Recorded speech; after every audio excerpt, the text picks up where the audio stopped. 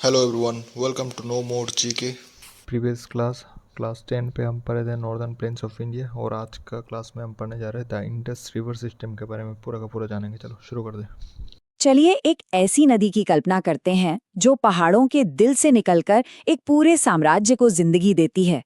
आज हम उसी सिंधु नदी प्रणाली के शानदार सफर पर चलेंगे, ऊंचे पहाड़ों से लेकर विशाल समुद्र तक। तो सोचने वाली बात यह है कि आखिर ये ऊंचे ऊंचे पहाड़ एक पूरी नदी का साम्राज्य खड़ा कैसे कर देते हैं। यही सवाल हमें इस पूरी भौगोलिक कहानी की तह तक ले जाएगा। तो आइए पता लगाते। अब देखिए, किसी एक नदी को अच्छे से समझने के लिए हमें पहले पूरी बड़ी तस्वीर को देखना होगा। आप ऐसा सोच सकते हैं कि भारत की नदियां एक तरह से दो अलग अलग दुनियाओं में बटी हुई हैं। तो भारत का जो नदियों का ये विशाल नेटवर्क है ना, वो मोटे तौर पर दो बड़े ग्रुप्स में बटा हुआ है, और यही ग्रुप्स हमारे देश के भूगोल को उसका असली आकार देते हैं। एक तरफ तो वो नदियां हैं जो हिमालय के ग्लेशियरों से निकलती हैं और इसलिए साल भर पानी से लबालब रहती हैं, और दूसरी तरफ है प्रायद्वीपीय नदियां जो ज्यादातर बारिश के पानी पर निर्भर करती हैं। आज हम हिमालय से निकलने वाले शक्तिशाली ग्रुप पर ही फोकस करेंगे। अच्छा, अब इस हिमालय वाले ग्रुप के अंदर भी तीन बड़े खिलाड़ी हैं, तीन ऐसे महारथी जो इस पूरे इलाके पर राज करते हैं।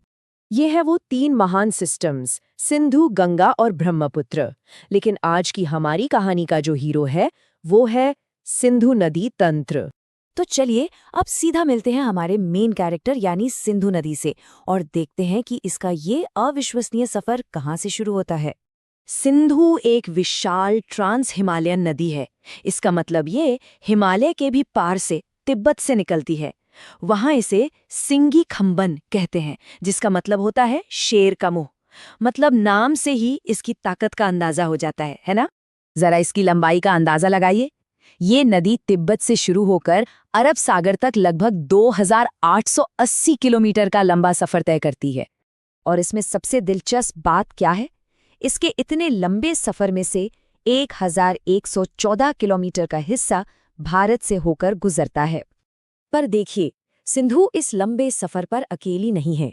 इसके साथ हैं इसकी 5 दमदार साथी नदियां जो एक टीम की तरह इसके साथ चलती हैं। इस टीम में सबसे पहले आती है चेनाब, जो इन पांचों में सबसे बड़ी और सबसे शक्तिशाली सहायक नदी है। पुराने जमाने में इसे अश्किनी कहते थे। इसका एक और नाम चंद्रभागा भी है। और ये नाम क्यों पड़ा? क्योंकि ये चंद्रा और भागा नाम की दो धाराओं के मिलने से बनती है। इसकी लंबाई भी करीब 1180 किलोमीटर है। टीम की अगली सदस्य हैं झेलम, जिसका पुराना नाम था वितस्ता, और रावी, जिसे परुष्णी कहते थे। ये दोनों नदियां भी लगभग 720 से 725 किलोमीटर का लंबा सफर तय करती हैं। अब एक मजेदार सवाल, इन सब में से वो कौन सी नदी है जो जरा हटके है, जो अपनी ही धुन में बहती है? और वो नदी है ब्यास। ये सबसे अलग इसलिए है क्योंकि एक लौती ऐसी सहायक नदी है जो शुरू से लेकर आखिर तक सिर्फ और सिर्फ भारत में ही बहती है। और अब मिलते हैं इस परिवार के आखिरी और सबसे पूर्वी सदस्य से, सतलुज। ये भी सिंधु की तरह ही तिब्बत में मानसरोवर झील के पास से निकलती है और एक बहुत लंबा सफर तय करती है। तो ठीक है, हमने इन नदियों के बारे में जान लिया, पर सवाल ये उठता है कि इन शक्तिशाली नदियों का यहाँ की जमीन और लोगों की जिंदगी पर आखिर क्या असर पड़ता है।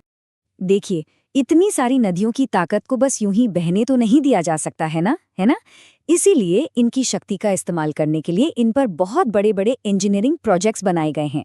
चाहे वो चिनाब पर बना सलाल और बगलिहार प्रोजेक्ट हो या सतलुज पर बना मशहूर भाखड़ा नांगल डैम। ये सारे प्रोजेक्ट्स इस इलाके की लाइफलाइन हैं, जिनसे सिंचाई और बिजली दोनों मिलती है। 6 नदियां लेकिन सिस्टम एक।